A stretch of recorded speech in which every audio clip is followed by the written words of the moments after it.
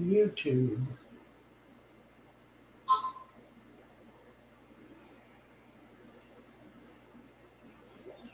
Fine. Yep.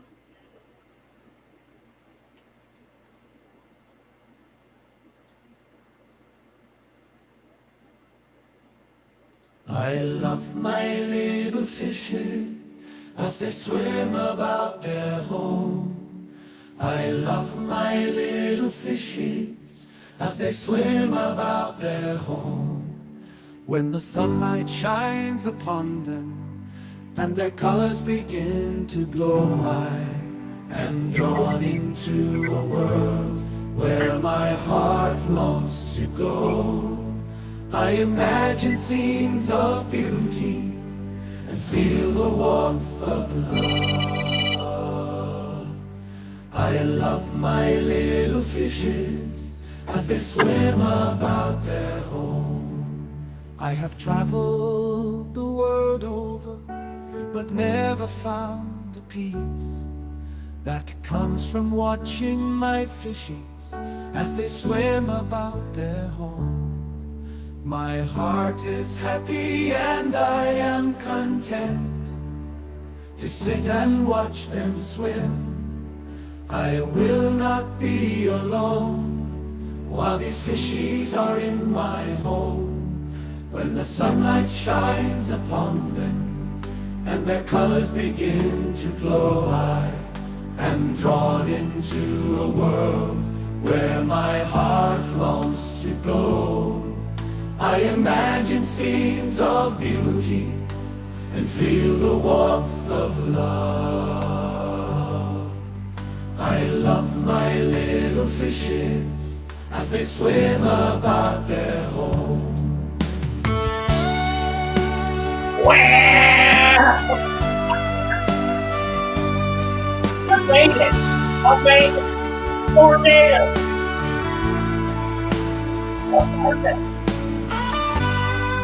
No way! I got my buddy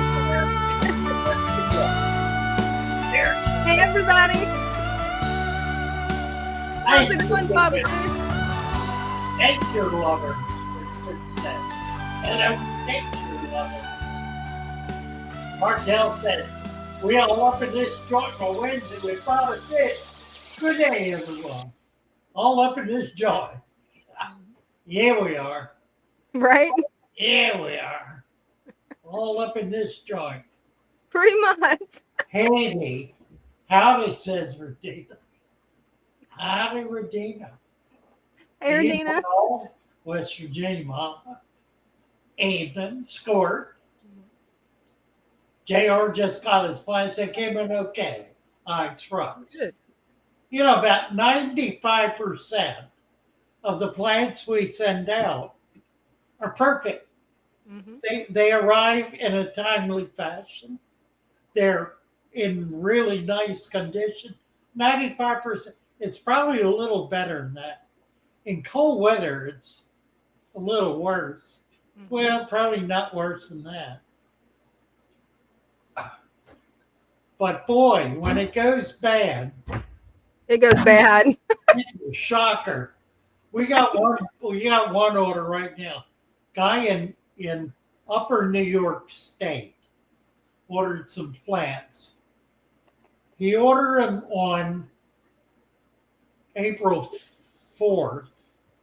We shipped them out on April 5th. I think the dates are right. 5, 6, 7. No, we shipped them out on the 7th. They went to the local depot in Easton, Maryland, and from there to D.C. They sat in D.C. for 5 days. Wow. They were then shipped to Ybor City, Florida, where they sat for 3 days and were then shipped to Jacksonville, Florida. Oh. And then they went to Tampa, Florida, and then Wow. back to, well, that's Ybor City. They went back to Ybor City, and that was day before yesterday. So that was like the 21st. So they had been in the mail by that time for about 16 days. Wow. So we just shipped another one out. Right? And the other one will get through. It'll be delivered. We shipped it Tuesday. It'll be delivered tomorrow. I mean, it's en route. It's where it's supposed to be. It'll be out for delivery in the morning, and that's normally what happens. We actually had an order we sent to Nevada. We we sent it to Nevada, and it wound up in Guam. What? Guam. It's a U.S. territory, Guam. Yeah, U.S. but Postal Service wow. delivers to Guam. Who knew? Right? We got another one just like a week ago, shipped it to Louisiana. Yeah, Louisiana. One up in Puerto Rico. It's sitting in Puerto Rico. Been there for about 4 days now. Wow. The weirdest things happen, and there's no rhyme or reason to it. I mean, there's no reason for that to happen. The address was perfect. Mhm. Nothing wrong with the address. Nothing wrong with the label. It just somehow got thrown into the wrong box or the wrong whatever and wound up totally on the other side of the earth.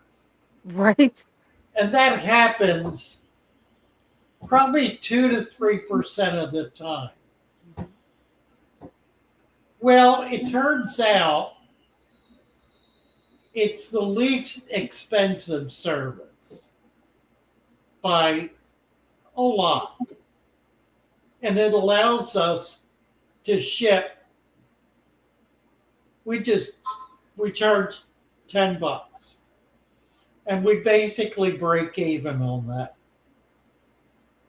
So shipping doesn't cost us anything, which allows us to keep our prices down and to keep the cost of shipping down. Mhm. We lose on a weekly basis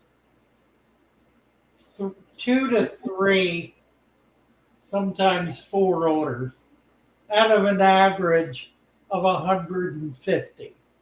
So that's about 2.5%, between 2 and 3 orders a week. So we just make them good. We have enough markup to cover it. We ask the person to help us out with the shipping, so we don't have that added expense. And they will get their plants. We've only had one time where an order failed twice, out of over 10,000 orders. So that's not a bad Not average. bad. You know, I've been looking at options, but the options are almost double for shipping. And in some cases, even more. So I don't know that we really can afford to do otherwise. You know, they're working on it with the new emphasis on government being more responsive and being more businesslike. I think the service will improve. And if it doesn't, it'll privatize. Of course, that's the point where the cost starts going up again, because then you're introducing a profit motive.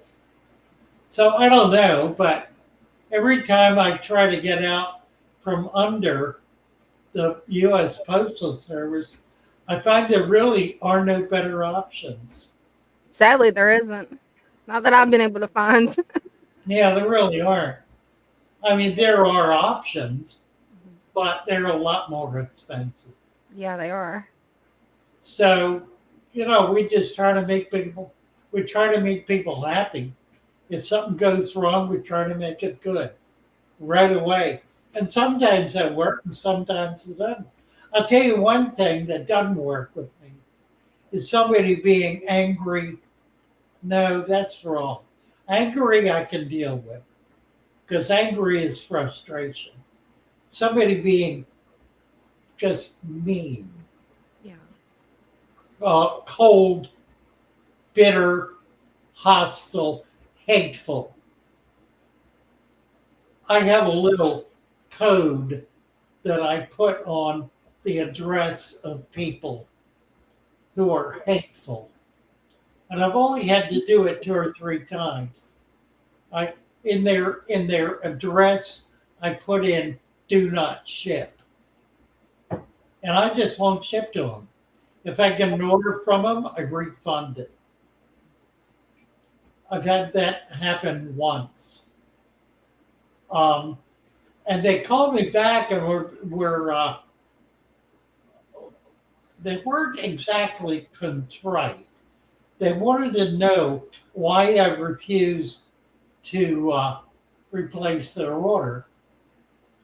And I said, because it's impossible to please you. And they said, oh, okay. And they hung up,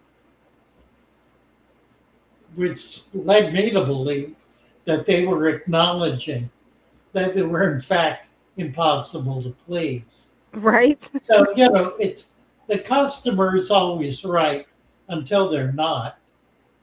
But I always reserve the right to refuse to deal with certain people. More to the point, with certain attitudes. There's certain attitudes I don't want to extend my service to people who are going to not appreciate it on any level. I would just rather not deal with them at all. I don't blame you. Maybe that's not very Christian. I don't know. But I don't think I'm under any obligation to be abused either. No, you're not. So I don't know how I got off on that track. Hey, I've got a question for you. What are you planning on doing with those cool betta bowls behind you? Are you gonna put some betta fish in them? That the one on the windowsill. Yeah, or is that gonna be res jars? Those they were in a case. Took them out of the case because I moved the case. Oh, have you seen the new double rack of big tanks? I don't think I've Oh, seen. Let me yeah, show I gotta you. see this. I'm gonna make it where you're on full screen. Yeah, I don't know if I can get the microphone where I'll be able to use it. Maybe Hopefully. that might work. Maybe. Let me try it.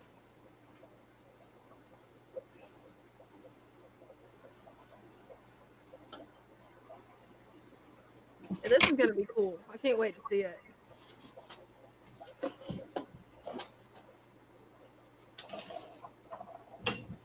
Can you hear me? Yep, I can hear you. Can you hear me now? Yep, can still hear you. Oh, that's good. Okay. This you know about. Check that out. Oh, that is cool. Now, back of us. This is the new rack.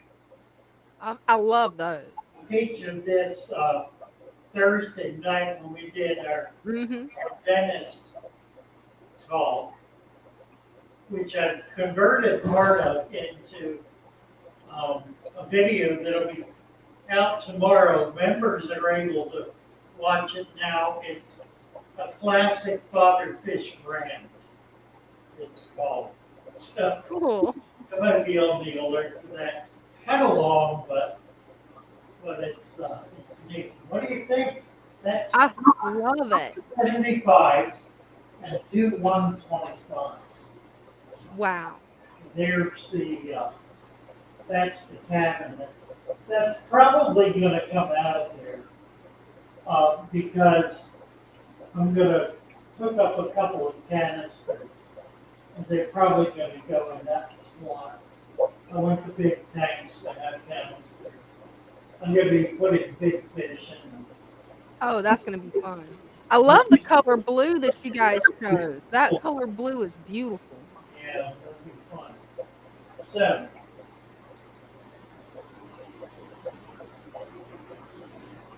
Love the updates with the fish room. let's see. What we got in there?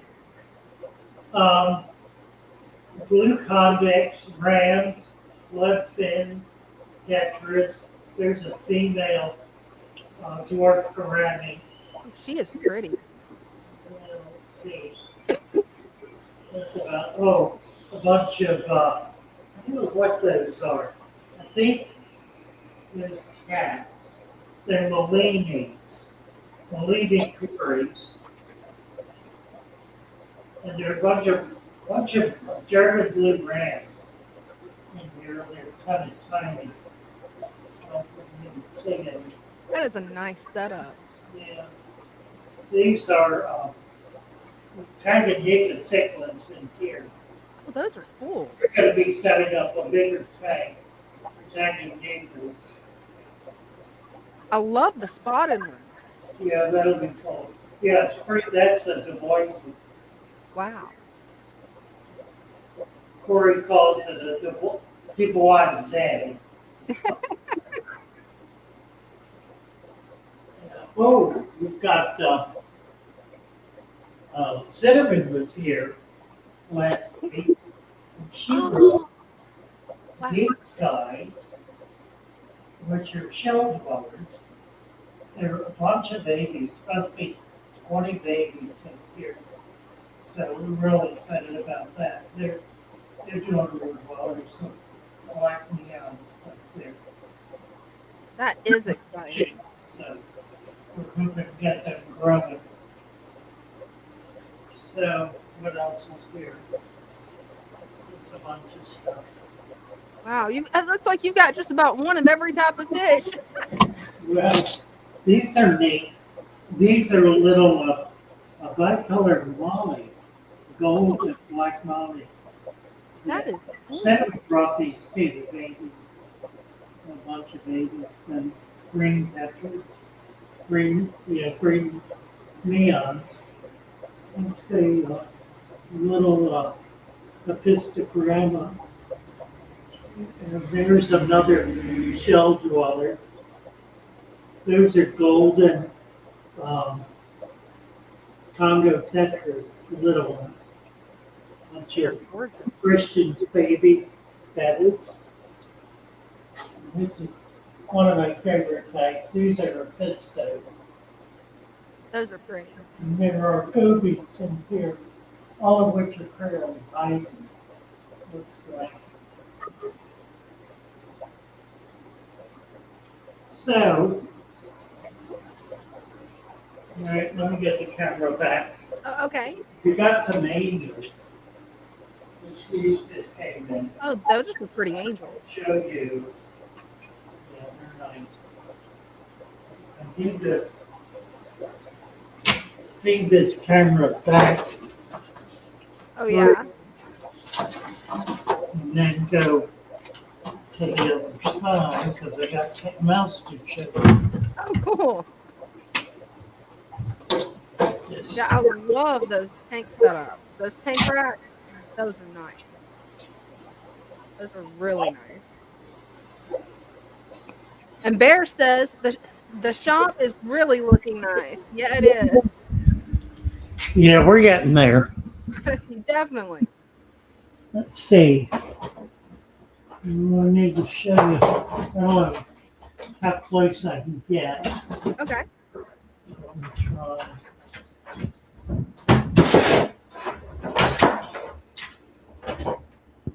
Tangled up here. Whoa. Almost lost the cup. Oh, no. Right This doesn't really fit all the way, but we'll do the best we can. Oh, beautiful. See if they're on this side somewhere. Over here. And you see the discus? Oh, yeah, they are gorgeous. So that can get. We just got some new ones in, and they're really pretty. Yeah, They're they are. a blue bloodfin, and there's blue sapphire. So, and we got a few red ones along the other side of that. I love that giant plant that you have over the square tank. That looks really cool. Isn't that nice? That is. Yeah. It needs to be put in the window.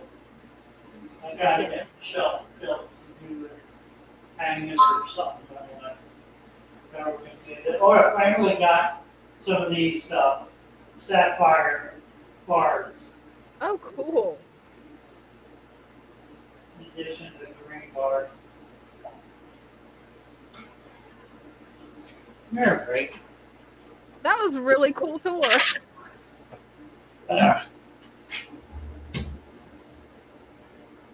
Let's see. And it looks like we have Radina waiting too. All right. But yeah, this it's great. Radina Winsbury. Hi, Hey, can you hear Hi. me? Yes. Well, I had a little news. Well, these are my tanks and you've seen them before. But I put like 4 or 5 little pygmy quarry eggs in. This is a coffee filter that one of those you wash. Right. And I have a hatch over there, 4 or 5. That's all I put in there. that's ingenious. And so but they look like little specks. And so I'm trying to, I just did this for some brine shrimp. Okay.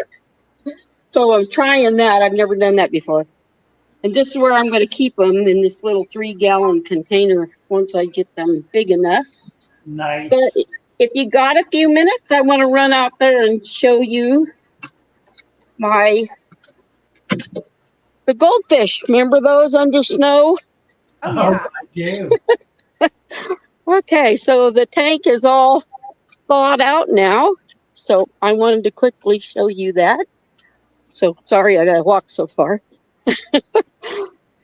I added more water to it, throwed some stuff in there.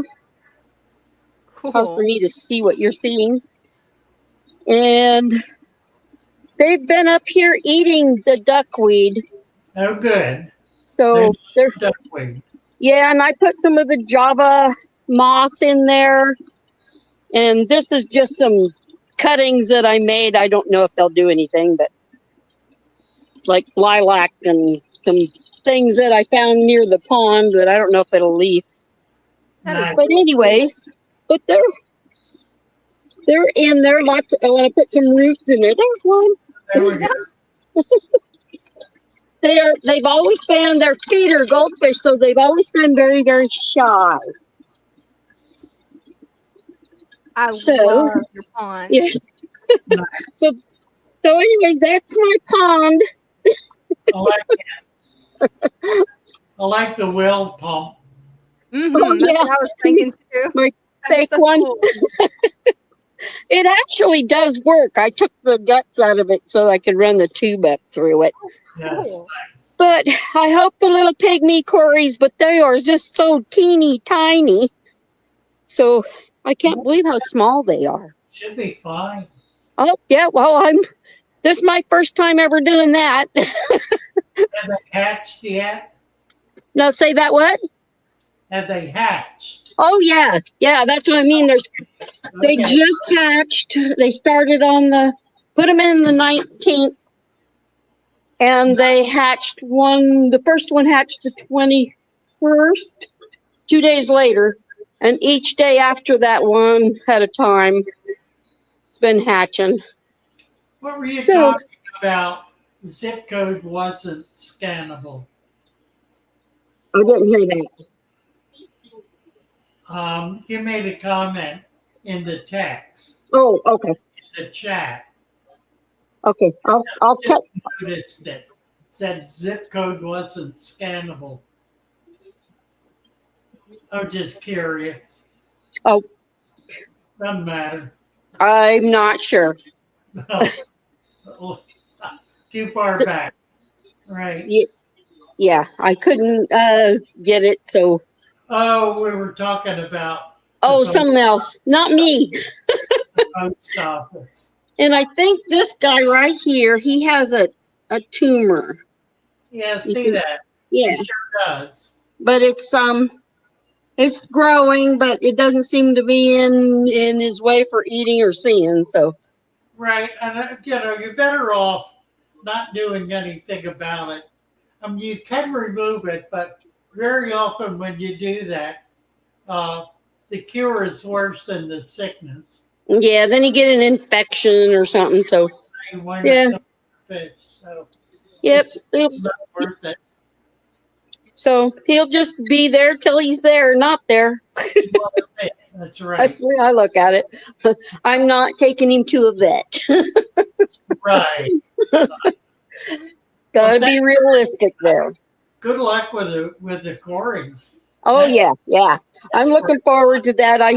I did raise that one little guppy fry that was in the filter, so I just moisten the food and slish it with and make it smaller, and Right. so and keep that. I actually can siphon out that little coffee filter. I can go in and siphon out the bottom of it with care.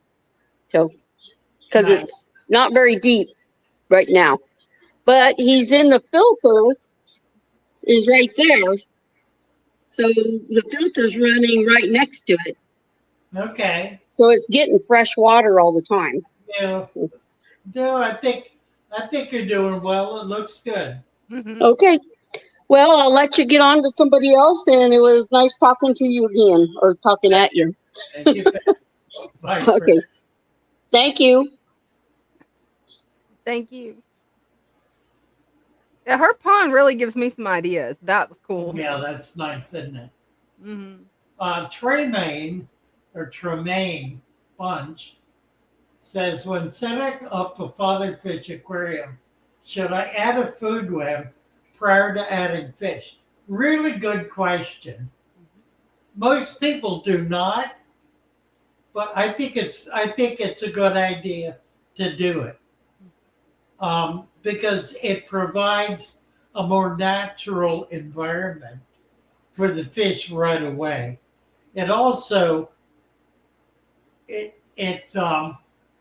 acknowledges the priorities that very often become an adjunct, just kind of a casual addiction or addition that doesn't get adequate attention. So yeah, I think adding a food web prior to putting fish in the tank is a good idea.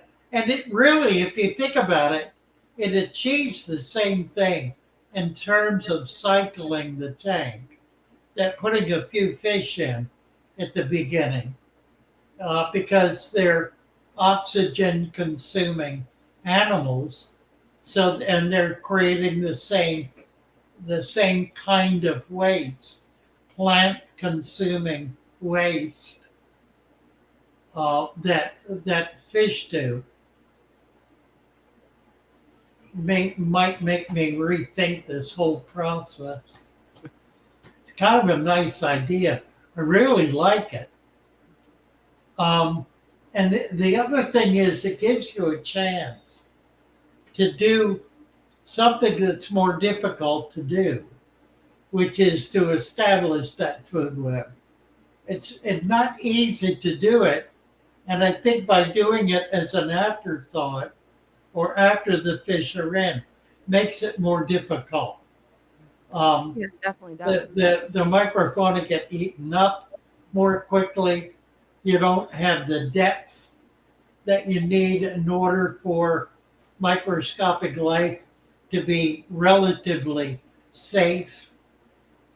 I think there's I think there's a lot to be said for creating a food web before you put your fish in the tank. Really good question, Tremaine. Appreciate it. Yeah, that is a good question. I've actually done that with a couple of my tanks, just experimenting, and it turned out great. Actually, there's a lot of more scuds than what I expected in those tanks. Yeah, Irishman, we are the wholesaler. Um, we buy directly from the farm.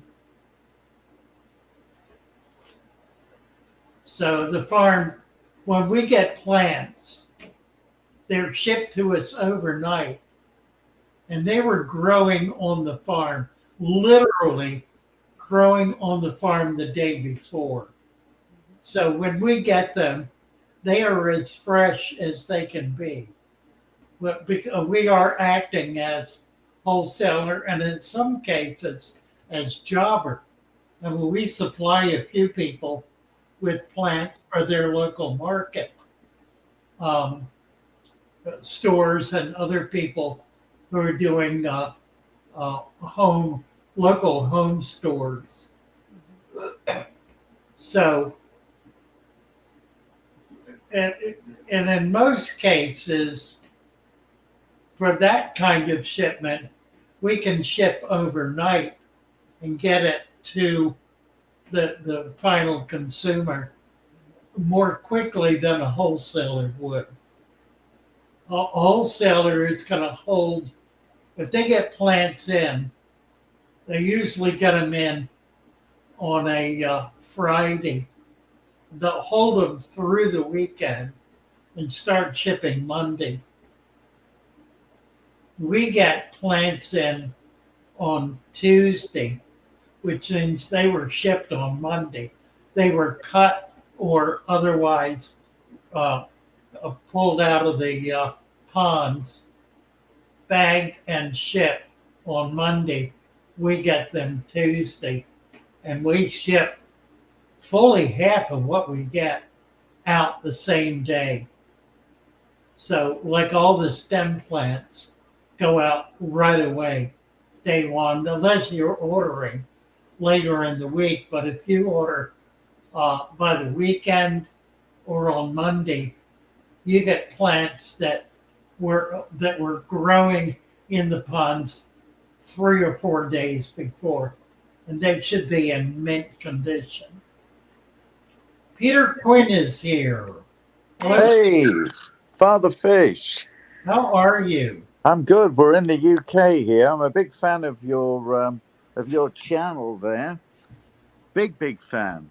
Well, thank you. In fact, I've just set up this tank here, which has only been set up a couple of weeks, but it's slightly before I really started getting into your channel. So a lot of the things are perhaps not exactly as you would have said, but I'm trying to adapt it. There's no fish in there yet. Okay. But there's the base. This bottom here is what is it? It's a substrate that you buy from the pet store. Okay. It's something stratum. I think it's Volvostratum. You've heard of it? Oh yeah. When I saw your channel, I thought I'm going to straight away put some sound on top, but I put that bit. Yeah, very good. Very good. Yeah. You can see it starting to come up, and I've seen you talk about that, where that is actually it's lighter. It's not as it's more buoyant than the sand. It's not very deep either. You could add another inch of sand to that. Yeah. It would hold it down better. I At think that I might. particular spot, if you look at it, it's not level. And it's within almost 1/4 of an inch of the surface there. Yeah. Yeah. So, yeah, I would just add a little more sand. I got But plants look great. Mm-hmm. Yeah, it's coming on really well. I just wondered because this is the cubic 60-litre square tank, No, so yeah, I love that tank. it's got the biofilter and everything built Yeah, in. But I wondered whether I might benefit from an air block blowing some bubbles in there as well. well, you probably don't need it. I think, it depends on how many fish you're going to put in there. Yeah. I think I'll just put small fish in. I mean, it's not a big tank, and it is square. It is a cube, which I know now, looking at your channel, is probably not ideal. But my initial thoughts was to get one of Well, those it'll be round. very nice. Well, they look good, don't they? They look nice in the Yeah, room. yeah, But absolutely. anyway, that's about all I can think. I just saw you were live. I popped on YouTube, saw you were live, so I thought, wow, maybe I can talk to the man himself. Well, thank you, Peter. Very nice. It's great to speak to you. Okay. Bye for now. God bless. God bless you too. All righty, Jacob's here. Hi, Jacob. How you guys doing? Good. How are you? Pretty good. So it's going on 3 months, and I still really don't have no build up like majorly because I fixed what I did wrong on my last one Right. because I was excess nutrients by feeding it every single day for 3 months straight, and it's deep this time. Nice. I got plants; they're coming in everywhere. Look, they're coming in everywhere. Look, this side's getting crazy with them back here. Oh, yeah. Yeah, it's looking good. Oh, yeah, she stays pretty crystal clear. I was worried about it when I lost everything, but the tank even dropped down to about 75, 76. And I turned it back on and it was crystal clear. No fish dead. In fact, even this little guy right here, he lost that white fuzzy dot up top. So, I mean, the biology, it's actually staying true to the system because I put more attention towards the biology over the chemistry of everything. Chemistry over time will destroy that tank because it destroys the biologicals. I haven't had a sick fish. Very Is good. staying clear. And I believe this is Ricky. Look, it's actually doing really well. It's actually not exploding, but it's growing fast. But it's not really getting high nutrients because my jungle vow is doing amazing. Hey, that's Right. good. Very good. Thank you, Jacob. Thank you. Thank you.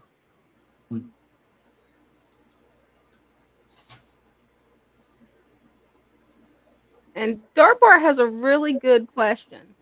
At Father Fish, is there any downside to creating a scud population before adding fish? Come again. Dogmar asks, is there any downside to creating a scud population before adding fish? Where's it? Oh. Well, we were just talking about that. Scuds are one of the macrofauna that come in on the food web. So yeah, I think it's a good idea. I think a food web really ought to be a basic component of setting up a new tank. You know, it kind of came to us later on as we were researching the work that's being done in natural farming, where they talk about the importance of microorganisms in the soil for farming. we started doing that probably 2 years ago, a little longer, maybe 3 years ago. Um, and we really, well, we've talked about it a lot and focused on it.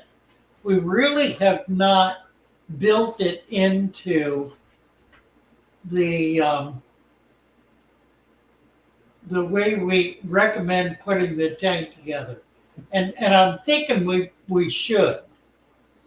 I'm thinking because it's clear to me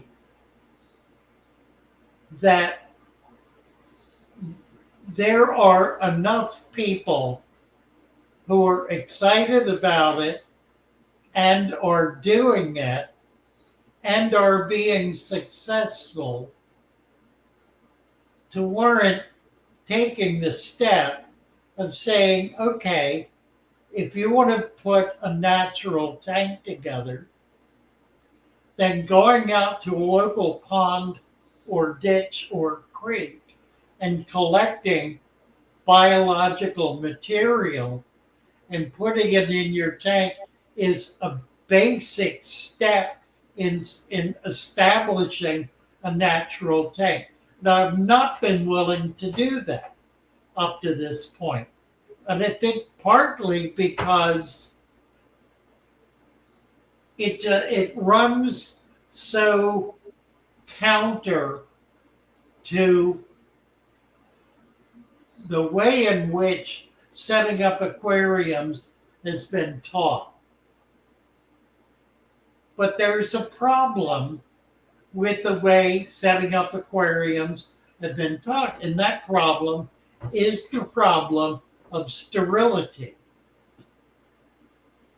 The notion has built up and taken hold in much of the hobby that a sterile environment is somehow vitally important to a healthy tank.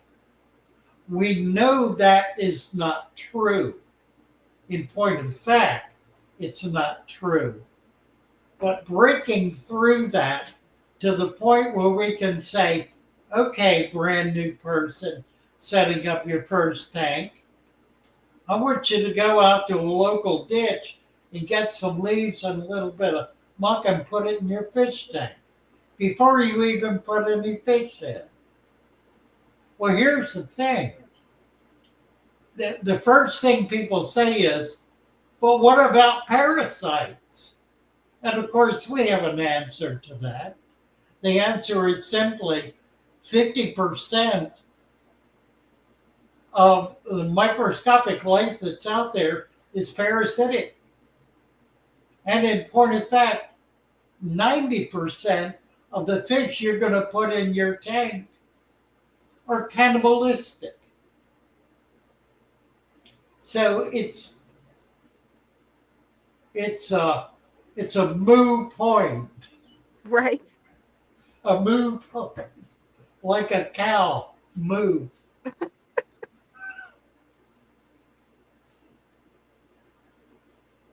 And more importantly, we now have hundreds, if not thousands, of people who are doing food webs, who are excited about it, who are being enormously successful, to be able to warrant saying, okay, you want to be a true believer, this is what you need to do. If you really want to have the ultimate in a healthy tank, then let's build the food web in right at the beginning. I think I may be working on that. Let me get to, we got a couple of people here. We got NC and then we got Hawkins. Let me get NC up here since he got here first. And then we're going to jump over to Hawkins. Sounds good. There Hello. he is. Hey, NC. How you guys doing? Good. How are you? I've been all right. I just wanted to show you guys a couple big updates and just want to talk for a second, you know. So I have fish sketched out some of the fish that I'm gonna have for sale on the website, and also that we're bringing to the auction. Cool. These are some of the brown bristle noses I got. Got about, I say 10 of them in here in the Oh, little cool. thing. In here we have a whole army of them. Yeah, Oh, you do. So, Father Fish, I sent you an email like at 8 p.m. my time about shipping some of these guys out to you because I got too many. okay. So yeah, I'm willing to do bulk. I'll send you like 30 of them for like cheap, dirt cheap. You got it. And then in this one is Dina's favorites, Oh yeah, I love those guys. the albinos. I'm gonna warn you now, Dina. They're going fast. So, Okay, but thanks for letting me know. I'll get with my aunt and see how many she wants. because there's a couple of people, local people, that want some, and local people, I rather sell to them than stress out the fish, and Oh, absolutely. I So don't blame you a there in couple one of bit. them are going to local people. The big female's mine. I'm keeping her. Oh yeah. But I'm auctioning off the small ones to the local aquarium society. That's Nice. cool. Let me move this one to the side and show you guys the apistogrammas. Ah, Oh, they're not in here. They're probably the female. I haven't seen her in a while, and she hasn't jumped out, so she's probably in the cave with eggs. I'm sure she is. So Yeah. I've never seen that female in like 3 days, and I've only seen the male. So you never know. I'll check on them few days, and betas. Nice. And then some of the plecos, some more of just like plants and just live bearers in this one. And then the newest addition to the family, Father Fish, do you know what these are? Let me get a torch on them. Because I closed the light because they just came in from shipping. So I don't want to stress them out too much. But do you know what that is? It's not a brown. It's Oh, I'm not seeing. let me get a better close up right here. Hold on, sorry guys. Oh, there he is. There we go. It's kind of hard to maneuver the camera.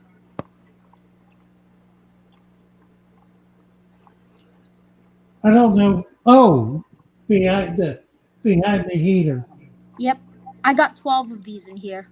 No, I can't tell what they are.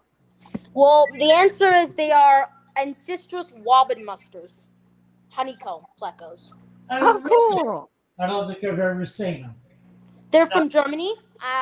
This is a shipment from Germany. It costed me like my head, my brain. I had to sell off them to the black Right. market to get these.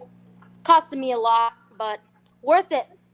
I say worth it because I might be the first ever person to breed them here in Utah. I've seen a couple breeders elsewhere, but no one in Utah has bred them before. Very cool. That is. So I'm going to attempt to breed those guys. They're probably as easy as these guys. I bred a lot of those, but, I better get someone else. Okay, well, thank you. Yeah, thank you, NC. Yep, of course. You guys have a good one. You too. Bye, NC. Bye. Let's see. All right, let's get Hawkins up here. There Hello. he is. How are you guys? Good. Good. Just got off of work about 30 minutes ago, but I'm home now. I got my tank here. So I got some gobies, some freshwater gobies, like a rainbow. Oh, nice. Cool. They hide a lot. I want to get more plants. I'm trying to get more crinum, or is that what the twisty plants? Yeah.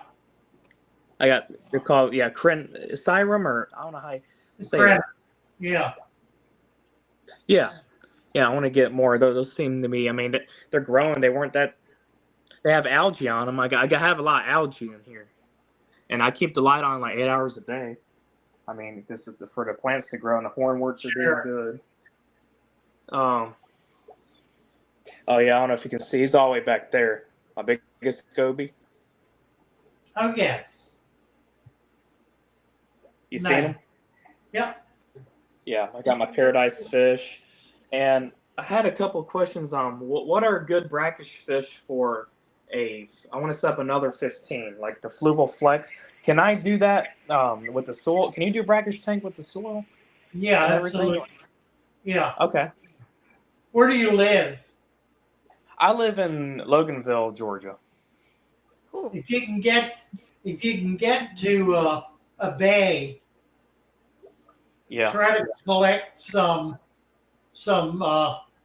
bottom material, sand if you can get it, and use that for with your substrate.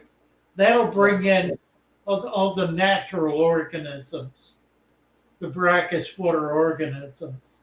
Yeah. Because You can do it without doing that, but it's better if you can do that. Yeah.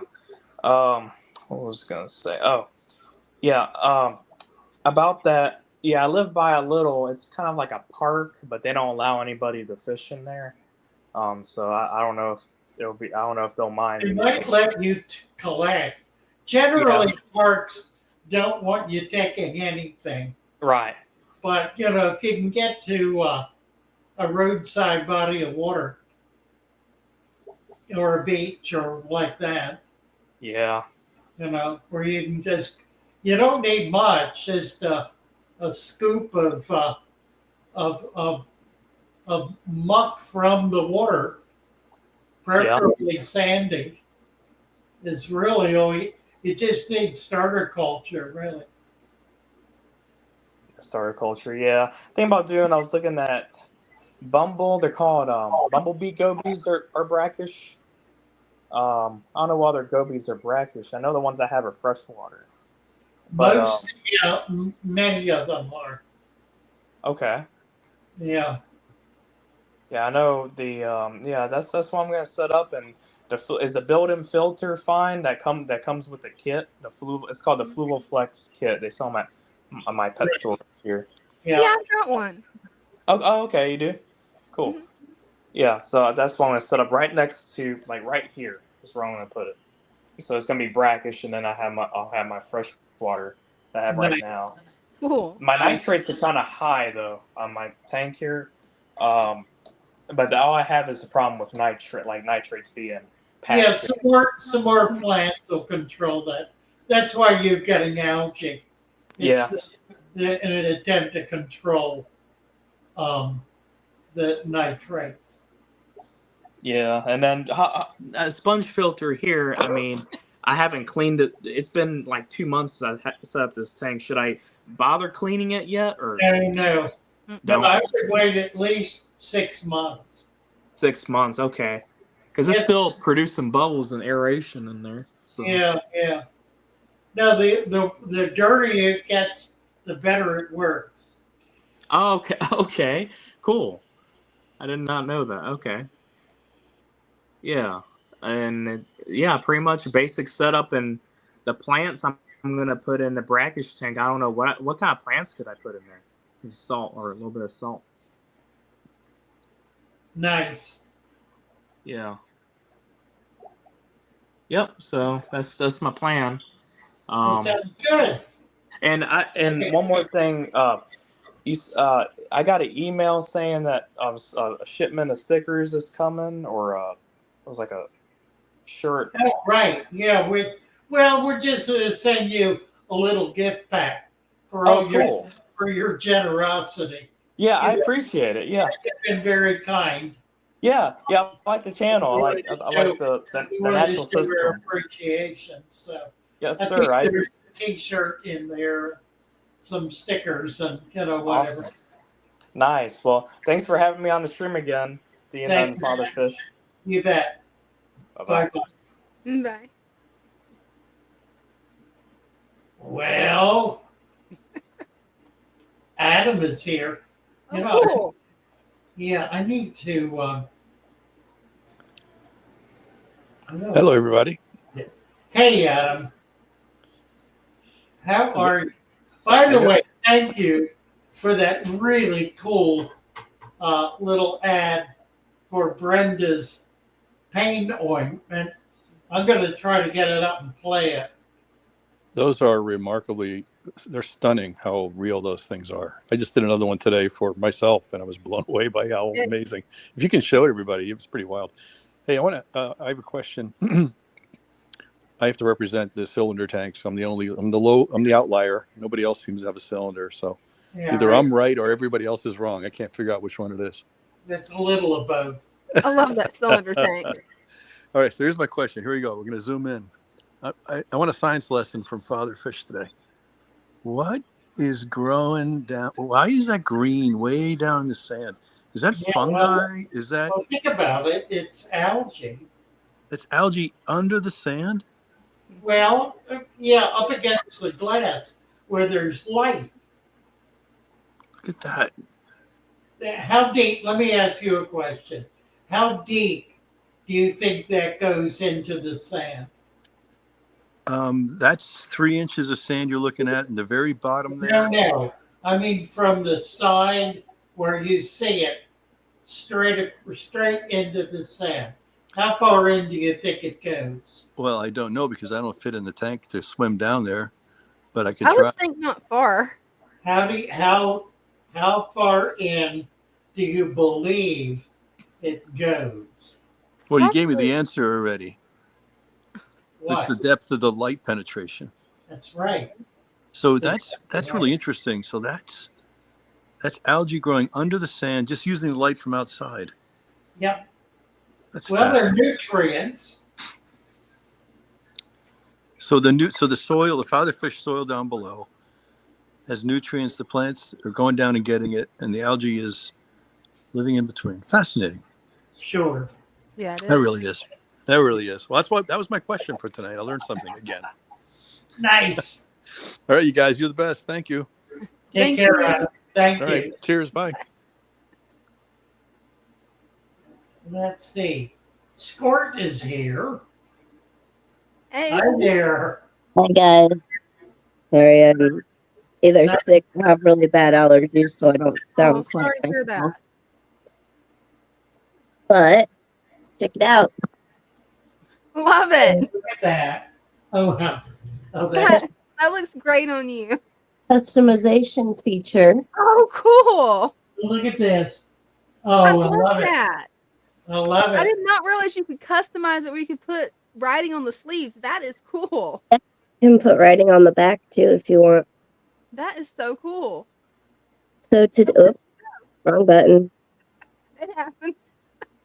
Stop, Danielle, stop. There we go. Okay, so today we're showing off my quarantine tank actually, because I got my platies today. Nice. That's exciting. That's a nice tank. It's So certainly we've got my 2 guppies that live in here. And then you can see the guy kind of back there. He's a high fin platy. And then we've got the guy up here that I have been eyeing for weeks. He is that's like such a cross good between idea. a Green Lantern and a Mickey Mouse. Yeah, that's such a good idea. And then I just got back with this guy because I accidentally picked out a female, and so I had to take her back and get a male. So he's a bumblebee. He's pretty. But my quarantine tank is doing fantastic. The plants are growing like crazy. These are dwarf water lilies, and they were pretty dead when I got them. But man, they're doing good. You know, it demonstrates that a quarantine tank does not need to be something barren and ugly. Right? It can be a nice addition Mm-hmm. to your tanks, to your fish room. Mm-hmm. I like that very much. Yeah, same here. Yep, it makes me pretty happy. People at the fish store are like, yeah, it's going to turn into a regular tank. And I'm like, no, this is where the fishies go before they go into the big tanks. Well, that's very good. Yeah, that's purely a matter of discipline. Mm. Now, Boris went into the 55 today, so the 4 that were in there are super happy to have friends now. Right. I right. bet. And so I was debating whether or not to tell you, Father Fish, but Dina has a present coming tomorrow, and you do too. Thank you. That is so kind of you. Well, Um, thank you. so it should be there before noon, but Cool. I wanted to let you know so you could look out for it. Thank You you. bet. Well, thank you so much. Yep. And I'm excited that I have my shirt. Oh, I love Definitely. I'm excited for you. Got mine here. There we go. We can match. All right, I'm gonna let somebody else on, and I'm gonna go watch the stream and kind of lay down because I feel like crap. I hope you feel better. Thanks, Danny. Bye, guys. Thanks. Bye. Bye. Huh. Oh, I need to get the Instagram set back up. I'll be back in just a second. For some reason, it always drops at the hour mark. Oh. Jim Molino, thanks for fast shipping.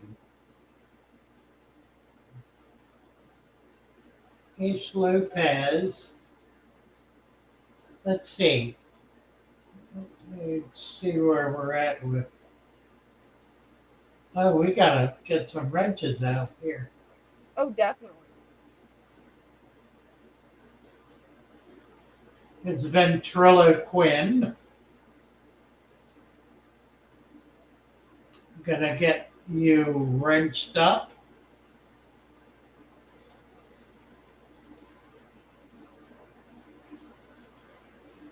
Let's see. George Valenciano. How many mono shrimps can you put with a bed in a 20-gallon? Small plecos.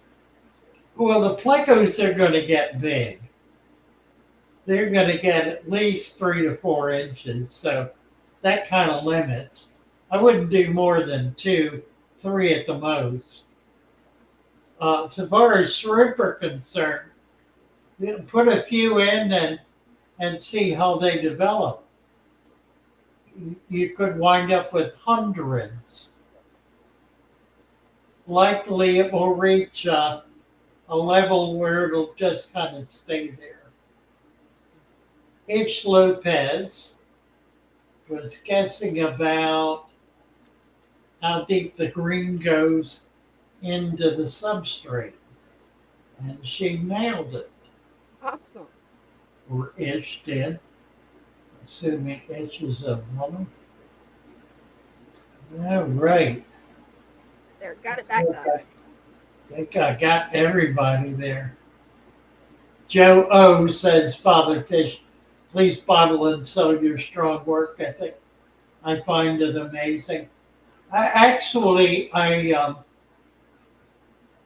reached the point where my work is a function of getting other people to do things. Because I don't have the stamina I once did. But I refuse to give in to it and sit at home and waste my time and waste my life. I'd much rather be engaged and involved and, dream and envision. I came up with a thought the other day, and it's in the new video that'll be out tomorrow. Was talking to the Venice Aquarium Society. It was last Thursday. And it was going on about the problem with YouTube. And the problem is it's too big for its own good. It has gotten so big that the creators or those who maintain it have had to break it down into categories. And the problem with that is those categories are discrete. In other words, once you get into a category, you're locked into that category. And in point of fact, it's even smaller than that. You're locked into a subcategory of the category and even a subcategory. Right? You wind up, for example, there are probably, I don't know, it's a wild guess. Let's just throw a number out. There are probably 1 million fish keepers on YouTube from around the world. Well, those who are in India never see a video made in the US, or rarely, if ever, do they, because of the language barrier, much as anything. But even beyond that, the way the algorithm works, it confines you within a population. And that population, you never really can break out of it. In other words, I can't reach reptile people. I can't reach dog people. And I certainly can't reach people who are completely outside that tropical fish interest group. Well, the solution to that is really very simple. And there are efforts right now in Congress and in court to break up YouTube in order to be able to create channels that are, for example, a pet channel that anyone with pets would have access to. That'd be cool. And it would open it up to being able to have access to everyone in that pet channel. So there would be perhaps, I don't know, here in the US, probably 5 million people who would be in that pet channel, which would give you access to a much larger population than the billion people who are in YouTube, with whom we have no access at all. Right. So I'm envisioning what would be required to make that happen, to create an environment like YouTube. And there are a lot of things about it I really like. There are other things I really don't like at all. You know, one of the main things I really don't like is the difficulty with direct messages. Mm-hmm. There's really no DM. Discord has that, and it's enormously effective. Very useful tool. Being able to post graphics easily and comfortably. You can do a Discord. You really can't do it on YouTube. So some kind of a hybrid that would create a large enough platform that millions of people could belong to it and be able to interact with each other in sharing their interest in pets, or maybe nature, or whatever the aspect would be. I really see things moving in that direction. I think that'll be a major breakthrough when that occurs. That'll be nice. It has to happen. I mean, if only because YouTube is too monolithic. It's so vast and so complex and so monolithic that it restricts and confines rather than expands and opens, simply by the nature of it being too big for its own good. So anyway. Hey, I'm excited to see what they're going to do. I mean, that's a fairly unique idea, I think. I haven't really seen that anywhere, or seen anybody making any kind of serious effort to achieve that, other than perhaps on Discord. But that's a different format again. I mean, that's kind of a small, that's not a format where you can have lots of people involved. Well, it is, but it isn't. Yeah. You know, it goes in the direction of a kind of a club rather than of a community. And the benefit of YouTube is it does create opportunities to build community. And there are substantial communities of fish tubers on YouTube. I think when I came in 5 years ago, now nearly 6 years ago, there was a class that came in that I was a part of. And immediately that's what began to happen. That class of people, those 1,000 or so people, their immediate response was to develop community. And that has sustained itself and expanded and gone off in a lot of different directions. But that didn't really exist before that. You go back prior to that, there was really no community. It was individual people doing their thing and maybe interfacing with each other, but there was no sense in which we are all together. So that's something really substantial that's happened that's unique. I just want to see it expanded to the point where we really can reach. I reach no more than, I've got 300,000 subscribers.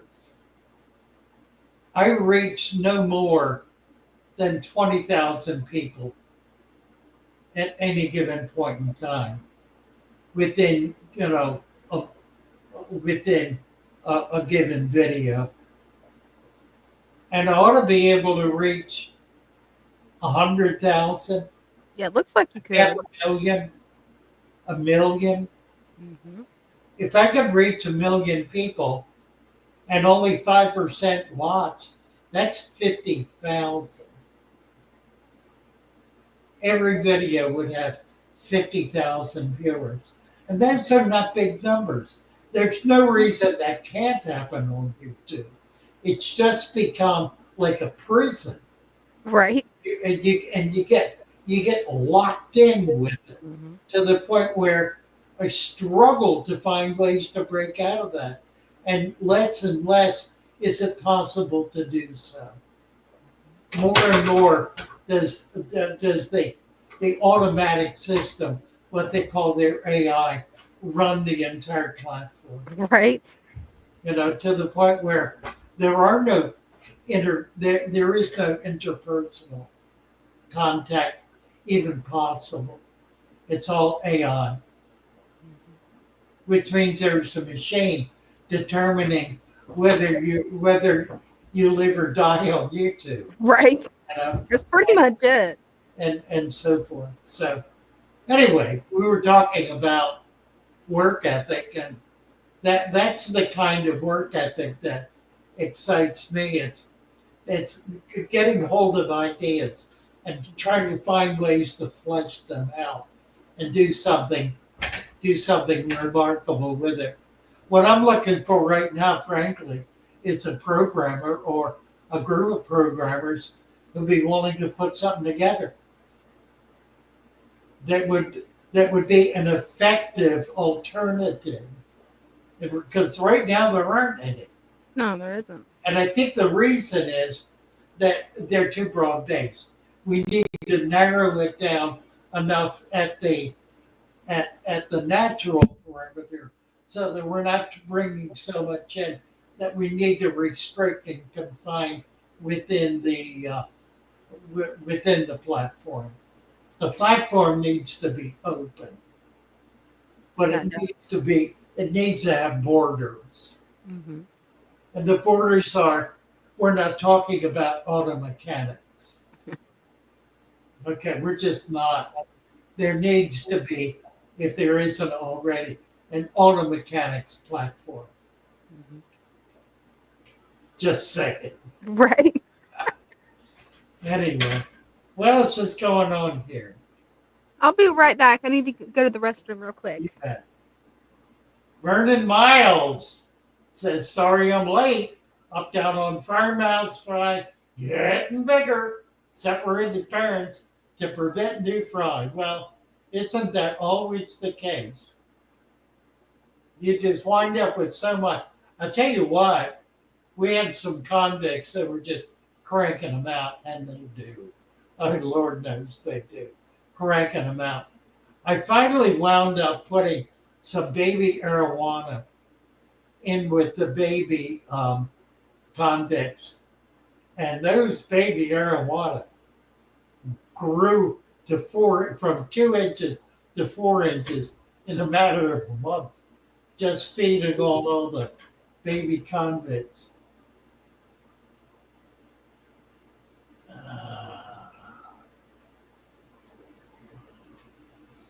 Darwar says, I never target feed my plecos. No, I think you're right about that. Plecos are a bottom feeder. They feed on detritus, waste. They feed on algae. They feed on microfauna, in other words. They feed on what's growing on the bottom. They feed on biofilm. That's their natural food. So by putting special food in for them, you're really not paying attention. Here we get back to the food web thing. Not paying attention to the necessity to have natural food in the tank. And if you think about it, that's really what the food web is all about. Frank Garr is here. Hey. Hey, Frank. Hey, Father, how are you? Good. How are you? Good. I never seem to get the camera right here, so. You're looking okay so far. I don't have anything insightful to talk about tonight, like your philosophy look at this on YouTube. But here Look we at are this. a week later. Look at just a little looky at the. That's a big tank. at What the- size tank is that? This 280. Still Big tank. Yeah, Wow. good sized tank. Yep. But just loving the progress of the angels. So these angels have been in here, and the rummy nose just a week, and here they're just devouring a piece of food that I put in. They're eating well. They eat everything I've put in so far. Is that frozen something? It is. You've heard of rapashi? Oh, sure. Okay, so that's Nice. some food I've made. Right. And I just cannot believe how they attack it like The that. junk food. Yeah, that's nice. Yeah, it does not last but minutes. Love the tank. Love the tank. Yeah, man.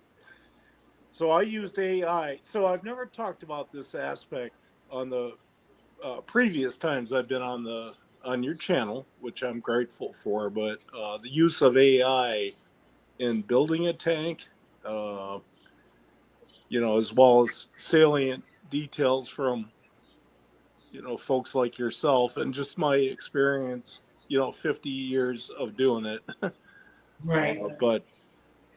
But yeah, I cannot underestimate the contributions that AI helps you make. AI doesn't tell you what to do, but AI, you can run so many things by it, right? Well, it matters who has put what data in. That's correct. If it's in there, it'll access it. Yeah. I prefer to think with AI that there's a very, very large sample size. I prefer to think that, but yeah, I cannot quantify it. But We try to do that with SEO, which because that's a part of what the AI system is based on, is everything everybody puts in. yeah, garbage in, garbage out. But Yeah, that's right. And if there's, I think that's where where the system improves with age because more and more data gets in there and it becomes clearer and clearer what's good information and what's bad information. Right. Uh, you know, it, and AI is not able to discern good from bad at this point. No, it's not. Yeah. uh, I put that to the test. Yeah, I work in technology. I work for a software company, and we're implementing AI internally, anyways, to assist in different functions within our organization. And every answer that it gives has to be vetted because every circumstance is different. That's Right. where you cannot replace Father Fish with AI. You just simply can't. Uh, Even if AI could do nothing but learn, Father Fish, that doesn't apply to all circumstances. But the heck with that and YouTube algorithms. Is that how you say it? Algorithms? I guess. Algorithms?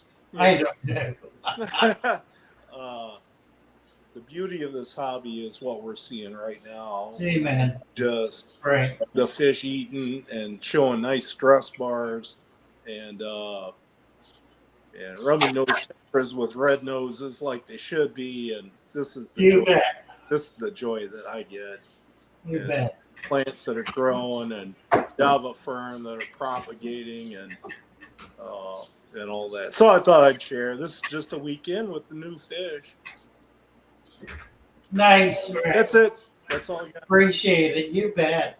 Love you, Tank. All right. Well, we love you too. Thank you. Bye Bye bye. for now. Nice. Definitely have seen a lot of nice tanks tonight. Yeah. Dooby doo.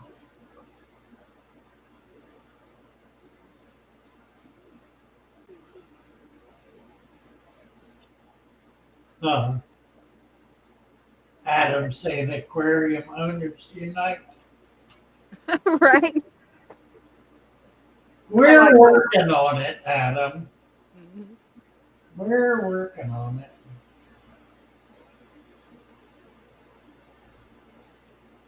I'm way up with Adam's tank. Let me get lowered. I'm an hour behind here. Hey, that happened. If I wanted to Jaden had a question. If I wanted to remove the Blackwater look from my tank without taking out the leaf litter, just do water changes. Or if you've got a hang on the back filter, put some carbon, activated carbon in there. It'll take it out. It doesn't last a long time, and that black water, dark water may well come back if the organics are still leaching. Leaves really don't create that much leaching. Most leaves, some I guess do, but generally they don't. Usually it's a function of wood doing that. Has a question for you, Father Fish. What books would you recommend to read to learn about fish keeping? What book would I recommend Mm-hmm. read to learn about fish keeping? Well, let's see if I've got them here. Hold on one second.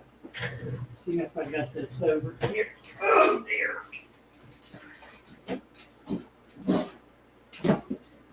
Yeah, my favorite one is the Natural Aquarium. That's definitely my favorite one. All right, I got two. Cool. I'll make it full screen where they can see it good. Oh! My first book. Oh, cool. And this is Oh, that is cool. Exotic Aquarium Fishes by William Innes. Published, let's get the publication plate. Originally published 1935. This issue was 1956. That is so cool. And this book was given to me by my grandparents. Oh, that's sweet. I think I've got, if I can find it, somewhere in here. Where is it? In the back, I guess.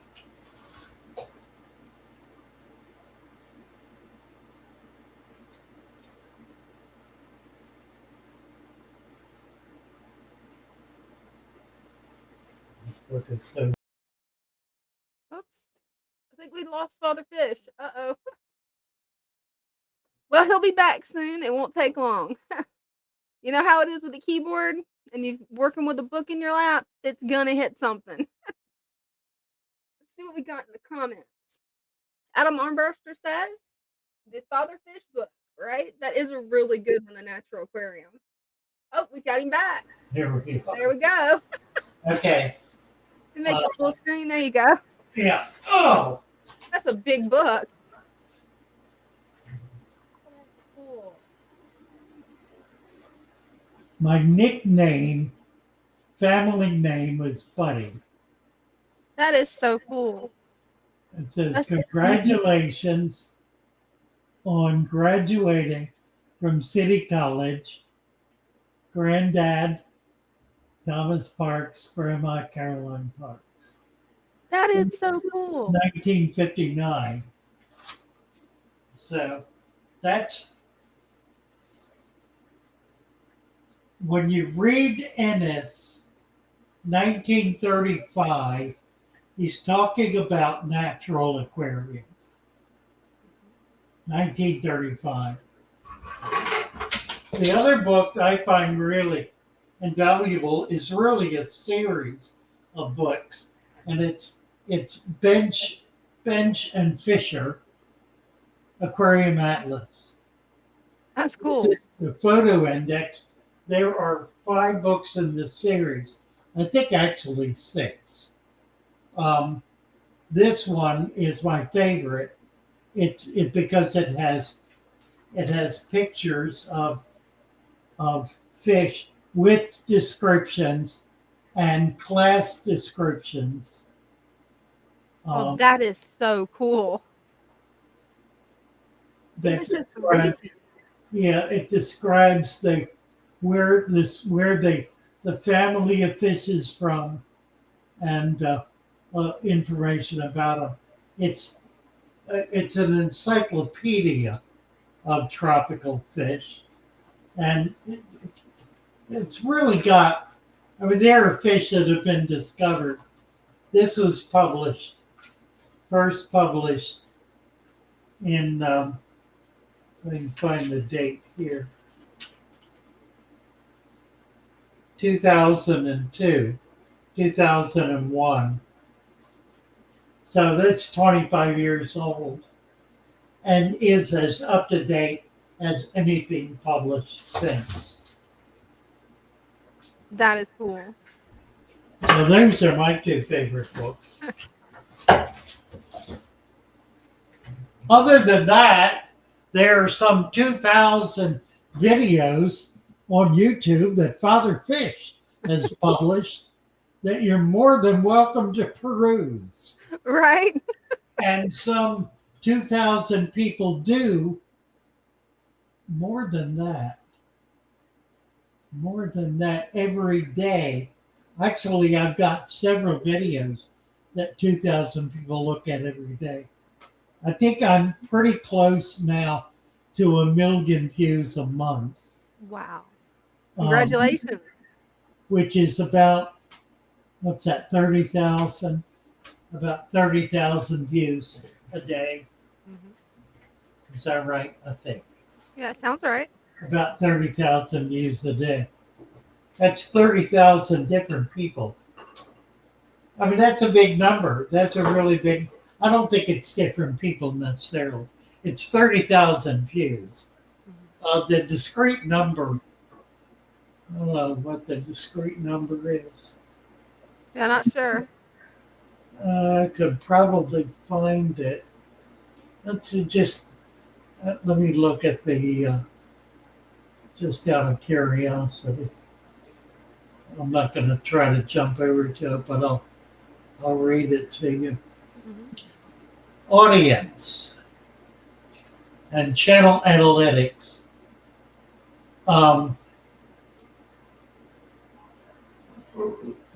Unique viewers, and this is March 26th to April 22nd. So the last 28 days, there have been 217,000 unique viewers. That is cool. Total views, 829,000 in the last 28 days. So that means, what was that audience? 217,000 with a total of 8. That means a kind of 4 views, an average of 4 views per viewer. So that means somebody is coming in and watching 4 different videos or 4 parts of the video. More likely watching 4 different videos. I know there are people who come in and just watch one after another, and that's really what that reflects. So a little over 200,000 people a month are accessing Father Fish. That is pretty cool. I mean, that's a big number, It is. But it could be 1 million, and there are plenty of people for whom it is 1 million. Right. And if it were, that would not detract in any way from the message. It would simply mean that that it's getting out there. And here's the problem. The problem is that's not growing. That number has been the same for almost 2 years. It has been consistently at that level for 2 years, which means it's being controlled. Access is controlled and restricted to a bordered population. It makes sense. It's a shame YouTube does that. Well, probably it's inevitable. Based on having to work with what they're trying to work with. I mean, their numbers are too big. Yeah. They're too big to manage, really. And it needs to be broken up. If only in order to make more resources available to creators. And that's the problem, of course, is that as it's grown so phenomenally, the profit and the cost of maintaining it has eaten more and more into the income and reduced the income from the actual creators more and more. 2 years ago, 3 years ago, I was making triple the amount of money I'm making now with 10% of the viewers that I have now. So, it creates an unfair situation. That is And I think that's that's why it's being looked at, because it's it's unfair. Yeah, Adam says it's like having one TV network. That's Pretty much. right. That's exactly right. Yeah, it's all on. Everything is on one network, and you can flip the channels, but it's all the same network. It's all, Right. it's all YouTube, all of it. And there really, I mean, there are a lot of platforms out there. You know, I mean, I really appreciate X, but it to my money, it doesn't hold a candle to YouTube. Yeah. And that's not because of the numbers, it's because of the content, the way it's structured. As like I said, I think there are a lot of things about YouTube I really, really like. Same here.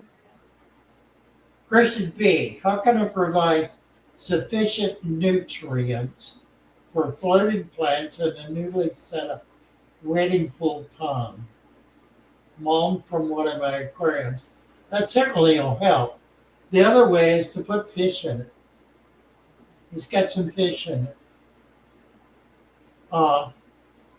And if your floating plants are not duckweed, then those fish can be goldfish. If your floating plants are duckweed, they're going to eat the duckweed. Oh yeah, they will. They won't eat water lettuce. You know, you could do water lettuce. Mm-hmm. Squirt says I watch Father Fish videos all the time to further my knowledge. That's cool. Yeah, and that's really what it's there for. And which is, I've been watching the work that Sidious is doing on the videos that he's been posting on the channel, and they're brilliant. They're informative. They are precisely what a scientist with an ability to communicate effectively would say. They're brilliant and they're wonderful. And he has a diversity of voices, if you will, a persona that just come through. It's just remarkable. And I really see him more and more as the future of the channel. But it's not the approach I've taken. The approach I've taken has been more about how do you relate to nature? What's your personal relationship with the natural world? How do you think about it? How do you feel about it? What do you do in it? What do you do with it? If you got your hands down in the mud, or do you have to wear boots and gloves? Right. You know? I love that approach. Do you have the mud squeezing between your toes? Or have you got waders on? That's about it. You know, that's part of it. And the other part of it is just really it's an intellectual thing. That's putting it the wrong way. It's relational. It's how do we relate to the natural world? That's a good way of putting it. And I grew up in the countries. So I was out in the fields and in the woods all the time. Oh, same here. All the time. It was, all day long, every day. I was never in the house. I went in the house to eat and sleep. And because it got dark, although I liked to be out in the dark, but I would usually get called in the house because it was time to go to bed. Right. 9:00 at night, time to go to bed. So that meant that I was I knew what was happening. I knew what the insect life was in my backyard. I knew what birds were in the trees. I knew what was growing. I knew what was fruiting. I knew the wild animals that lived in the area. I knew when there would be baby quail. I mean, I was out in it all the time, and that was just in the winter and fall. In the spring and summer, I was down on the bay, down in the water, having exactly the same experience. And so I gained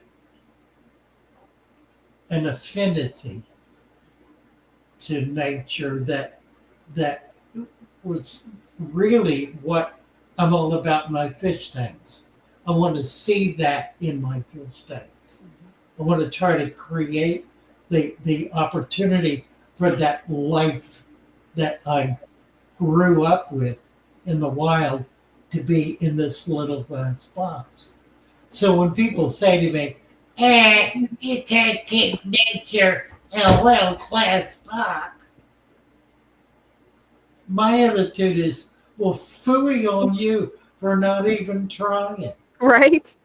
You're just being cantankerous. Mm-hmm. And in addition to that, you really don't have a heart for nature, for the natural world. Because if you did, that's exactly what you would try to achieve. And you can go a long way with it. I mean, if you want rain in it, you can do that. You can put it outside, or you can do a watering can or something. You can do minor water changes, but you really can have a lot of nature in your aquarium because it insists upon it. I mean, that's the nature of nature, to naturate. The nature of nature is to be nature, is to be natural. And everything, the little glass box is no less natural than a ditch. It's every bit as natural. It's every bit as much a part of the natural world. The natural world doesn't end at your door. It exists inside the door, inside your house, in your kitchen and your bathroom and your bedroom. It exists in your house to exactly the same degree that it exists out of doors. So that's the kind of thing I want to be able to teach, because that changes people's thinking. It does. And it makes you understand reality in a way that kind of pulls it together and makes you a part of the real world. And we're all part of the real world, whether we want to be or not, whether we try to be or not, Right? whether we think we're a furry or not, or whatever. That was funny.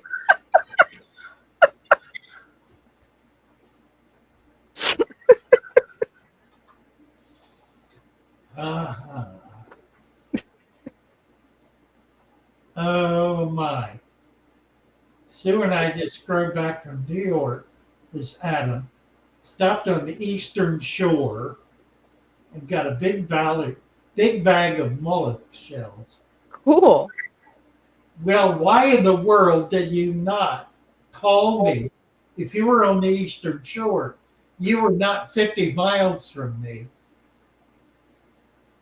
You were not 50 miles.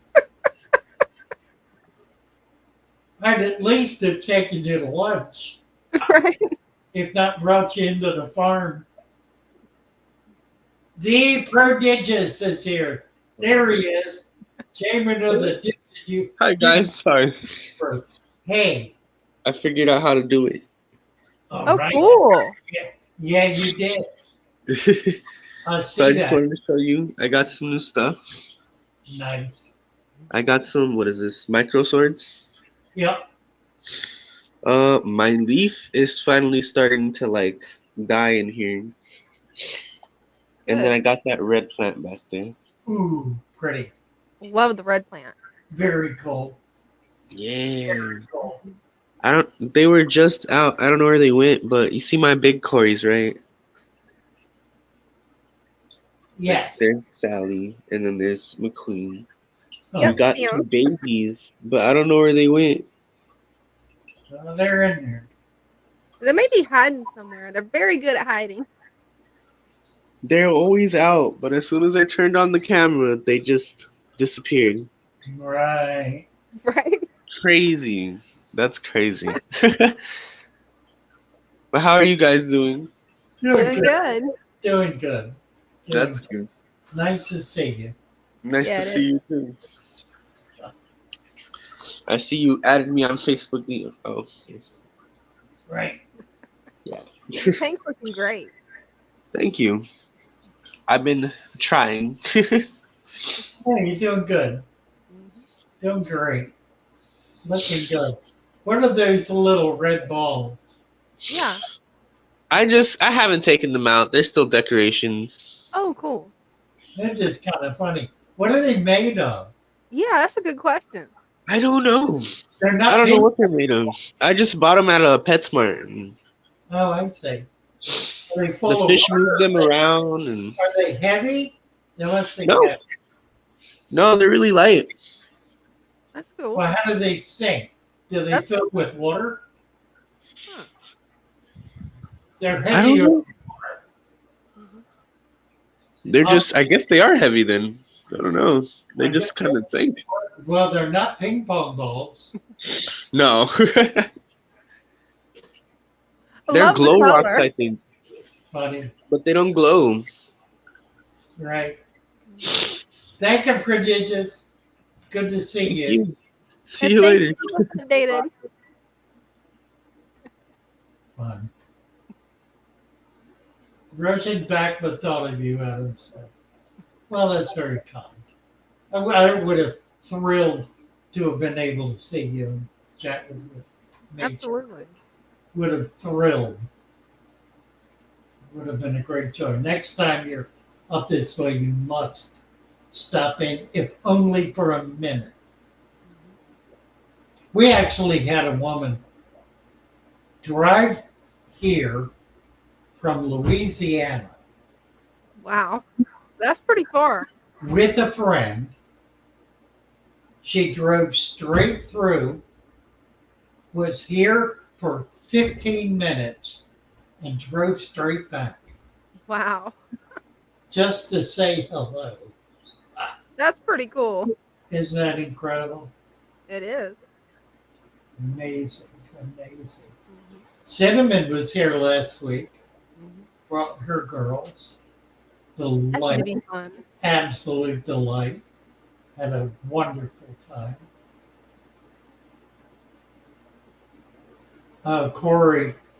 Corey is saying that Anna be happy to. Oh, oyster shell. Look at this. Oh, that's cool. Look at this. Look how That's deep it, huge. it is. You know where I got this? Uh-uh. The Chinese smorgasbord. No, that's cool. Imagine that, how big that oyster was. That had to have been a I huge ate oyster. 4 of them. and didn't think about saving the shells until it was down to the last one. Yeah. Because they cleaned the table. That beautiful shell. Oh, it is. That's one of the largest ones I've ever seen. That's amazing, isn't it? Yeah. That's the kind of oyster you spend premium money on. Okay, that is a huge oyster. It was good too. Looks like it's bigger than my fist is. Really.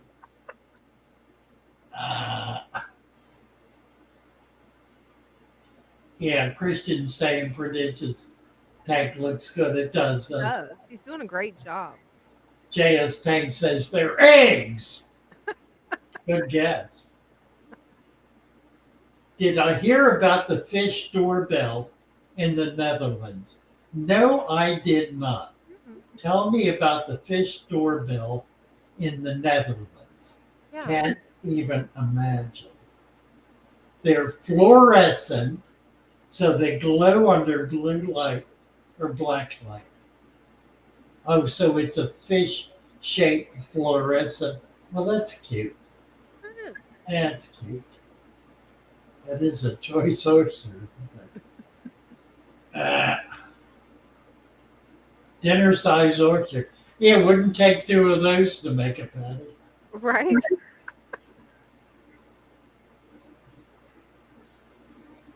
Oh, cool. Cinnamon found a free 55 sitting on the road. Nice. Wow. Gonna do a swamp tank on the back patio. That's gonna be fun. Nice. Ish wants to know how often we do this live chat. We do it Wednesday and Sunday evenings, typically for 2 hours, 6 to 8 o'clock, Sunday and Wednesday. Been doing it. How long have we been doing it? Oh man, over a year. Has it been that long? Yeah. Uh, Thanks, Sin. deal. Mark. Oh, I know there are. Yeah, of course. Corey's saying mountains of coral, mountains of oysters on Deal Island. That's the oyster capital of the Eastern Shore. Oh, that's cool. Yeah. Did not know that. Well, they have a couple of shucking plants there. Mhm. When oysters come in and shuck them out and just make these huge mountains of oyster shells. And you can take whatever you want. Oh, that is cool. It's like having coral. Mhm. I mean, it's really comparable because it has the same exact constituents or consistency and constituency, I guess, as coral. It's made of the same stuff, and it does the same job in a tank. Now, you don't have coral mountains. I mean, you don't have oyster mountains, so we big coral reefs because the oysters grow pretty much on the bottom. They do, however, attach to each other, so you don't get an oyster just growing in the mud. It'll be attached to something. Here's Mike. Thank you, Mike, for your 1999 gift. Appreciate it so much. Mandarin goby. Does Mandarin goby have a wrench? Ventriloquin, I think, does not. Yes, does. Let me go back. Let me go down here. Trying to catch up. Let's see. Did Dean come up and show his tank yet? Not this evening. Not this evening? Okay, here we go. Mandarin goby. The tannins have healing properties and anti-parasite properties in the tannins, and does killing fish change their color with tannins? Bit complicated question. That is moderated. CBS made the comment in the recent video that was just published on our channel about Malm, where he said that leaves are not medicinal, and that when he's talking about medicinal, he's talking about the ability to control fungus, bacteria, that sort of thing. there are certain things that are antibacterial in the sense that they create an environment in which bacteria are not able to thrive. That acid water, for example. While acid water is not medicinal, has no medicinal properties per se, it nevertheless restricts the growth of bacteria. So, in that sense, I want to get more deeply into this question now. Definitely. Antiparasitic properties. I would not say antiparasitic. Do killifish change their color with tannins? Most fish will change their color with tannins in the water because it changes the light refraction in the water, and that affects the fish's colors. Scort says the fish doorbell is a live stream like a dam in the Netherlands. And if you see a fish, you ring the doorbell and they open the dam to let the fish go through. Oh, how cool is that? That is. So it's a, what is that called? A ladder. It's a fish ladder, I would guess. Sounds like it. Funny. That's pretty cool. Yeah, it is. Yeah, the packing house is right there, of course. Yeah. We need to go back there. That's where we got those big pieces of natural Chesapeake Bay rock, which is a compressed clay composite material, but it's hard like a rock. That sounds pretty cool stuff. Let's see what else. Out of wood engraving signs. No, I'm not at all. I need to put more up there. I've got a lot of them. Thank you, Mike, for mentioning that. I've got a bunch of them. How to weigh 6 German rams. Really quite simple. Let me give you a wrench and I will explain that. I might even be able to show you that. Oh, that would be cool. Maybe. What are we doing time-wise here? It's 7:44. Got about 15 minutes. Mm-hmm. Okay, let me try to do this. Okay. I don't know if I can really pull it off, but I've got some rams within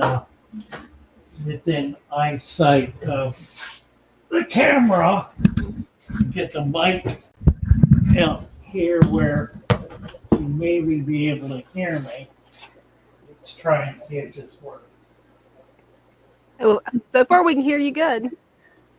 Oh dear. Well, I can't do it. Oh no. The lights are out. Mm. I don't know where the timer is. I think it's down here. Oh dear. Oh.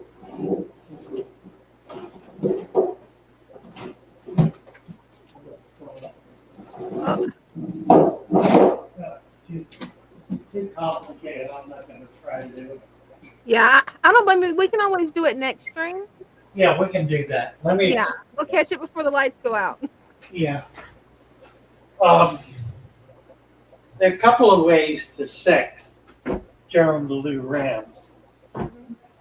The male has on its dorsal fin, the front two spines are black and they stick up higher than the rest of the spines on the back. The female does not have that. Also, when they're in breeding mode, the female's belly I gotta get the camera back now. Oh, here it is. Okay. The female's belly will be red. The male never has a red belly. A third way is the female is fatter, the male is thinner because she's full of eggs. A fourth way is the black spot that's in the middle of the body. In a male, there will be blue stars around the edge of it. In a female, there'll be blue stars in the entire field, kind of throughout the black spot. That and the red are the what I usually look for. The blue spots, the male will not have any blue spots anywhere in the center of the field, the black field. There may be a few around the edge. The female will always have blues. I call them stars in the night sky, stars in a field. The female will always have stars in the field. So it's really pretty easy when you begin looking for those characteristics. And you can tell them pretty early on. Once you can't tell when they're juvenile because they don't have any of those characteristics as juvenile. But once they mature, it becomes real clear and real obvious. All right, what else is going on here?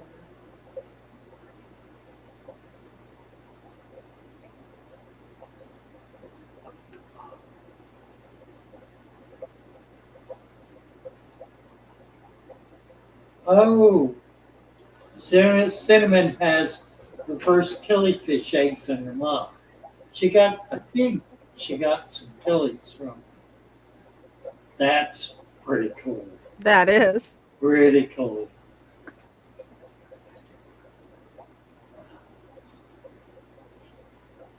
Mike says, I see you're out of wooden graving signs. I'm glad you mentioned that. I need to take some pictures and get them up. We have a bunch more. And he's done some more advanced things that are really quite nice. So I'll try to get those up. Sexing German rams, we did that. Is Megan on? Megan will be back next week. Megan has been out of pocket for a couple of weeks. And we have missed her dearly, but she will be back. She will be back next week.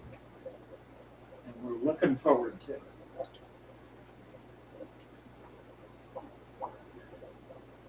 Let's see, we just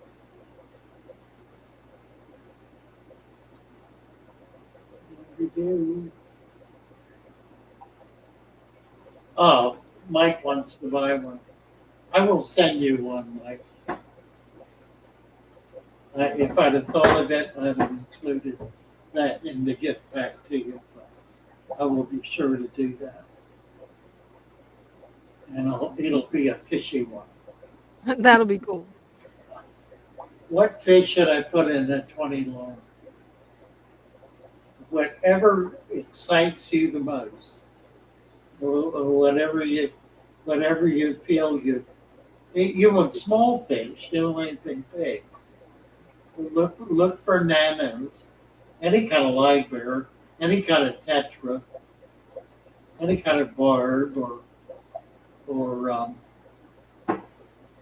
danio, any kind of killie or goby, anything like that. You could even do angels, dwarf cichlids like rams. So many choices. You get a lot of choices with a 20-gallon. Yeah, you do. That's right. Mm-hmm. Let's see.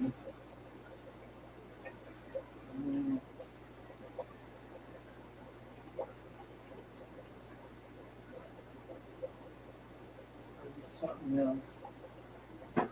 Monitoring. Oh, that's cool. They're talking about fish ladders. Monitoring fish ladders. What a cool idea. That is.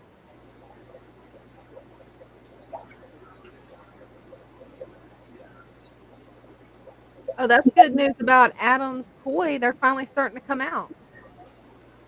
Oh, good. That's good. You go, Mike. Thank you, Mike. Thanks, Mike. Picked up Riverstone at the dollar store. Washed, pre-soaked. Seems to have let the film. Thinking it might be a polish compound. I would put it in water first, but probably it's fine. Riverstone at the dollar store. I have to check on that. Right? I never thought of checking there. It should be fine. Yeah, it should be. Trolex was able to sex him right away. That's cool. That is. Let's see. Christian B asked, does a brine shrimp culture need a sponge filter? No. No, in fact, you really don't want one. Just an air stone is adequate.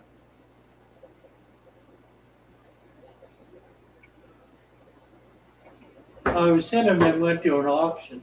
Said there was a huge variety of fish. I'll just bet there was. I really need to get out to that. Within a couple of hour drive are some of the biggest clubs in the country. And I've not been able to get out to any meetings. Mostly because I'm locked in here on the weekends with the shop. I just need to figure out how to get out from under that so I can begin getting out and doing some things. Yeah.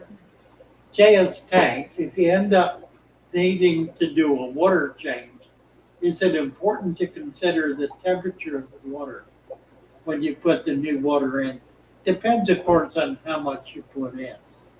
If you're putting 10% in, 15%, then you don't need to worry about it. It's not going to change it that much. There will be a maximum 20-degree difference, which will translate down at 10% to about a 3 or 4% difference, 3 or 4 degree difference. So it really doesn't matter.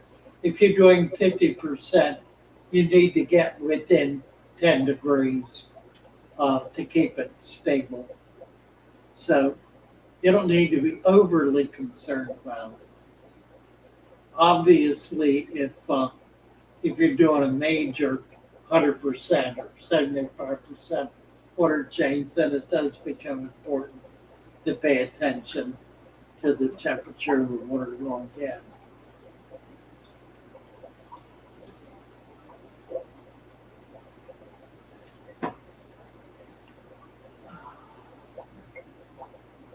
Leanne, how often should I feed live food like brine shrimp and toothpicks and daphnia?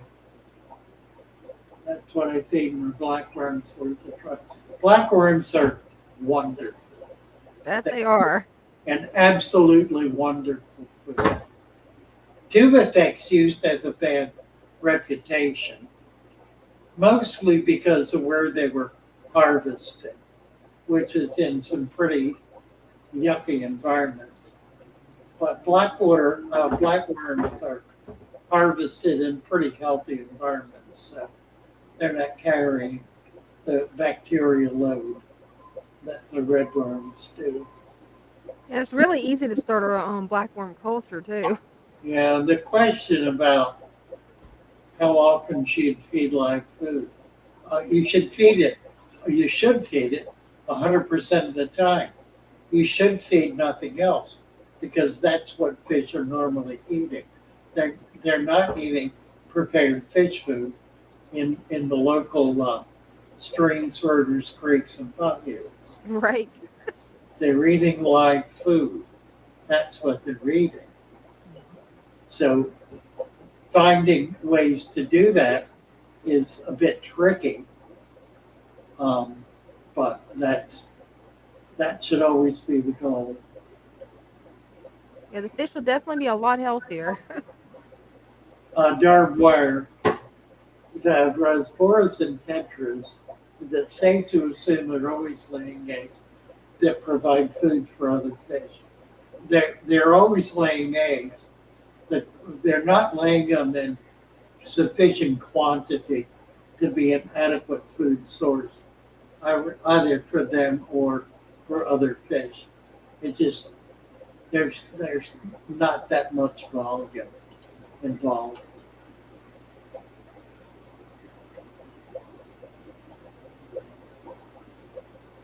Mike says, "Be careful with painted rocks."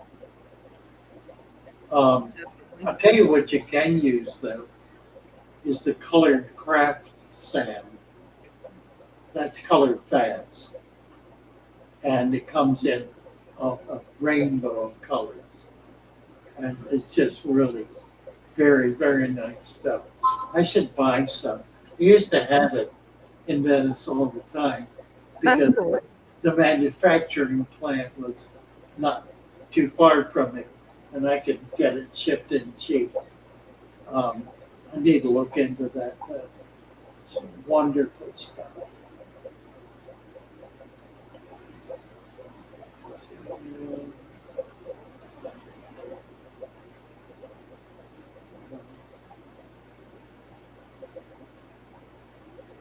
Oh, Silent Aquatic says, my cockatiel and I are watching you. That's pretty cool. gracious, this made mosquito larvae extinct. That could happen if you're harvesting it routinely enough. Mhm. You could knock it back pretty hard for a season or two. Now, that's good to know. Yeah, tubicex are a sewer worm. Ooh.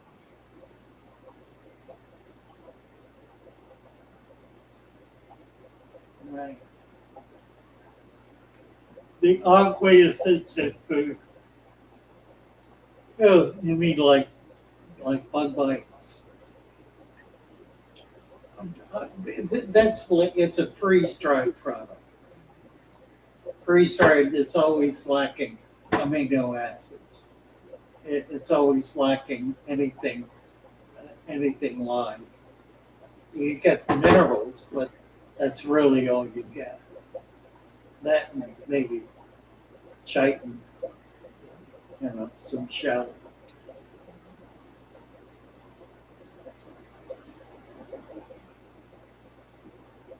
What else?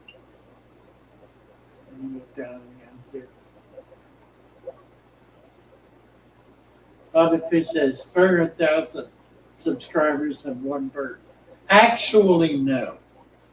We now have 6 birds, thank you very much. 3 pairs of canaries in 3 cages and nests in each cage. And as of the weekend, I haven't checked in the last few days. Probably Monday, as of, there were 2 eggs in each nest. Cool. So we're going to have a bunch of baby canaries here Oh, pretty yeah. soon. We'll sugar those. That's going to be fun.